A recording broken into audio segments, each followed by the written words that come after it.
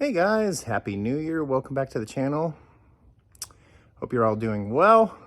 And this is a massive video series that we're starting right now. And this is the world's first 11th gen L15 that's getting a K20c4 swap. And I want you guys to tune in. We're going to be offering a kit eventually for you guys.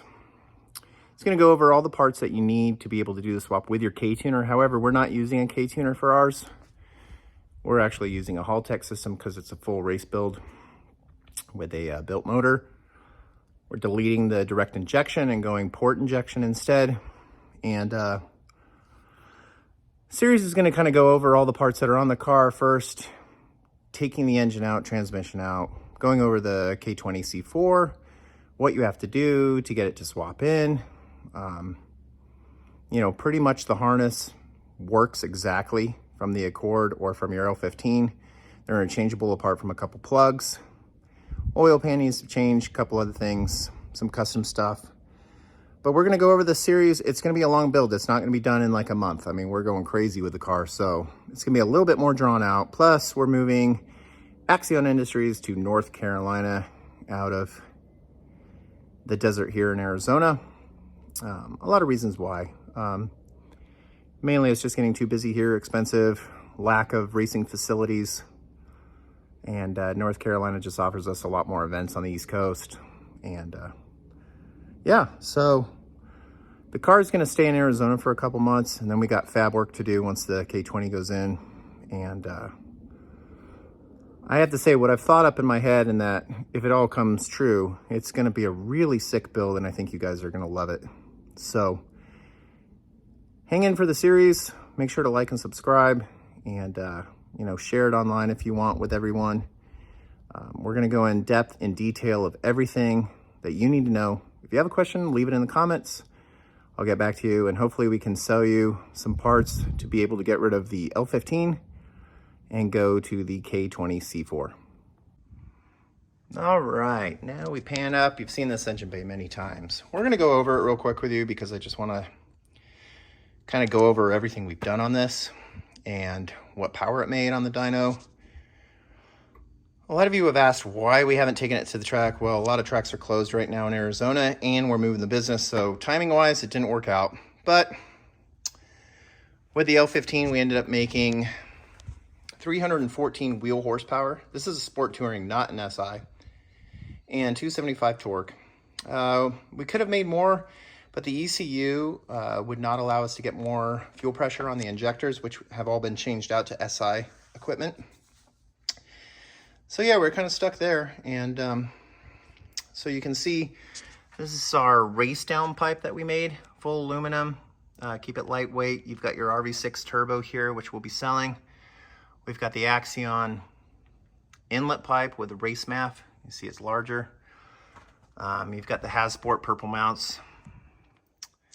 Our catch can kit, which will be released soon, probably in about a week, I would think, for pre-orders. We've got the anti-gravity battery, takes off about 30 pounds off the car. Intercooler piping, PRL reservoir. It's full bolt-on. It's got a PPG trans, SI limited slip, SI final drive. It's on 108 unleaded right now. It's got the PRL flex fuel, and we did have E50 on it. And I think that's about it. It's on K-tuner, of course, which we will not be running on this beautiful K20c4. So this is what we will be running on the car. We've got our full race Type R manifold here. Track Tough, water delete. We're running a no coolant pump. It's going to be electric on here, save some horsepower. We have a video going over everything from the Track Tough. We're going to delete the direct injection, so I'm going to make a plate here. Still have to keep it in because it uses the cam and everything. But the Haltech won't be taking a reading off this. You've got your Prackworks carbon manifold, which is beautiful. This is for a Type R, however, it works on the K20c4. There's a kit if you're actually running it on an Accord RDX or TLX, which has like a little extension so some of the parts work. But this is a port manifold so you can see the fuel rail. It uses K20 older RSX 8th gen injectors, and we're going to be running fuel injector clinic most likely on here. It'll have a Type R trans. This block is still factory. These can handle almost 600 horsepower. We have a couple customers with a K20c4 running close to 600.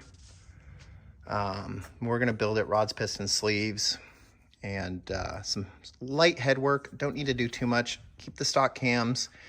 Big turbo.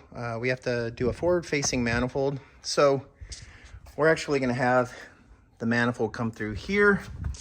We are going to cut out the Honda symbol in the front of the grill, and the turbo will be right up front with a V-band right into the intercooler, custom intercooler, and piping. So yeah, I just wanted to go over everything. I know it's a long-winded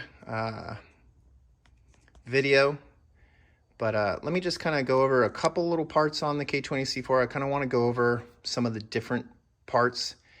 And then the next video series, we're going to be taking out the engine and going over some of the parts as they come off the car. All right, so there's the block code right there. So basically on here, you need to change to a Type R oil pan.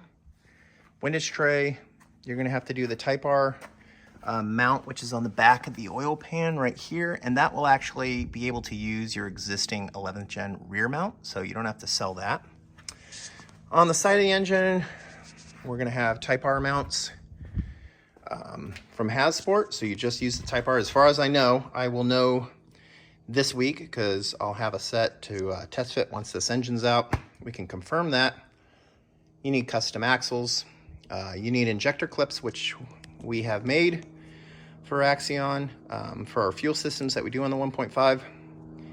So the injectors from the K20 actually can clip on. Pretty much that's it. I mean, the harness pretty much just plugs and plays apart from that. And then obviously you'll need some fab work done with the intercooler piping so everything matches up and little loose ends. But we'll go over that in all the series. Anyways, I really hope you guys enjoy the content. This is the world's first, as far as I know. It's not a difficult swap considering the Type R already come in these cars, so most of the stuff works. But we're going to do a step-by-step. Hope you guys tune in and enjoy the series. All right, Happy New Year, everyone. Thanks for tuning in.